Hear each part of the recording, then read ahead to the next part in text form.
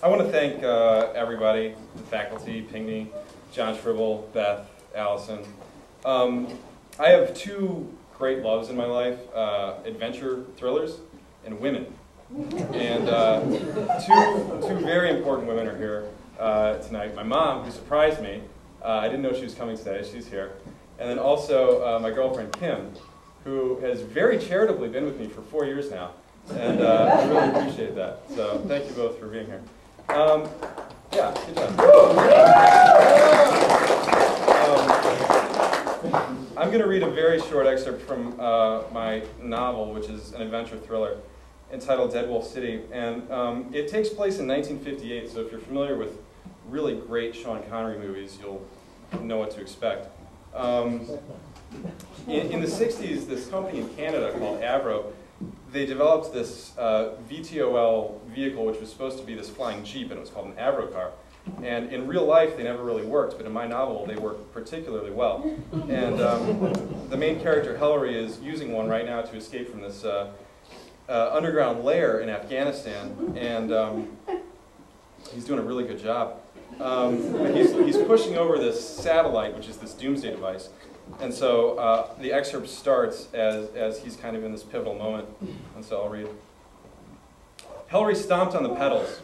"Come on, you son of a bitch," he roared as blood vessels burst in his eyes. The rocket roared and began its crazed lift.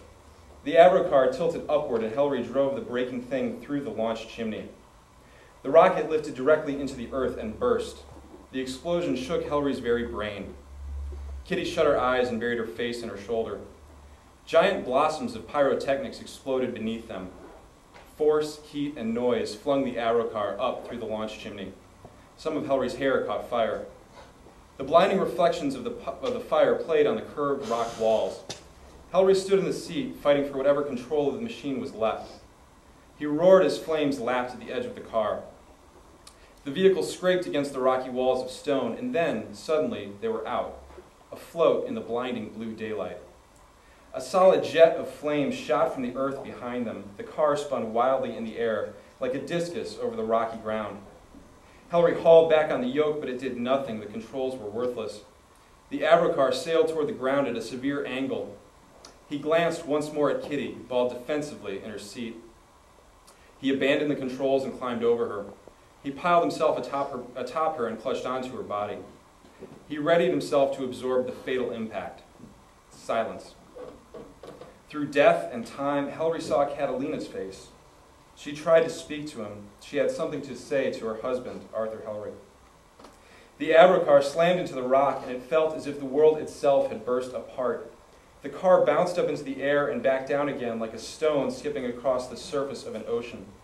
Towering waves of gravel rose on either side of the crashing vehicle. The car was helpless in its long and terrible skid. Metal sheared away as the wreckage carved into the earth. Hillary covered Kitty's head and shut his eyes. The car slid for 2 full, agonizing minutes before it finally, mercifully, dragged to a stop. His every bone felt dislocated. Hillary pulled her from the wreckage. They were each smeared with soot and blood, their clothes and body ravaged. Her hands were still bound behind her. "Can you hear me?" Hillary asked. Her face was turned from him. She did not respond. "Kitty!" He turned her over and breathed a sigh of relief. He'd forgotten about the duct tape. Her eyes opened. He peeled the tape back delicately, saying, "You don't have to speak, just nod if you're okay." She swung her face into his and kissed him ferociously. He defeated the locking clasp of her handcuffs with a short length of wire from the wreckage of the Avro car. Her left wrist was badly swollen and already discoloring. "Is it broken?" she asked.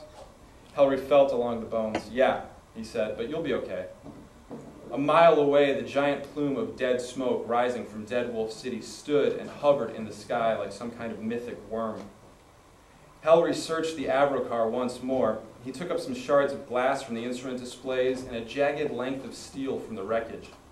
He found nothing else worth taking. "Okay," he told her, "let's dress this and get the hell out of Dodge." "Where are Sadek's men?" she asked. "Dead or giving chase," Hillary said. "What was his endgame? What did he tell you?" she asked. "Later. It's not important now. Let's just put miles between us and them. I need to wrap this." Hellery cut away material from a leg of his jeans at the knee and tore it into a long strip. He said, "Give me your wrist." He wrapped her injured hand tightly. After a long, silent moment, she asked seriously, "Are we going to make it out of here alive?" "Yes," Hellery said, hefting the length of wreckage in his hands like a gruesome tomahawk. "Yes, we damn well are." Thank you.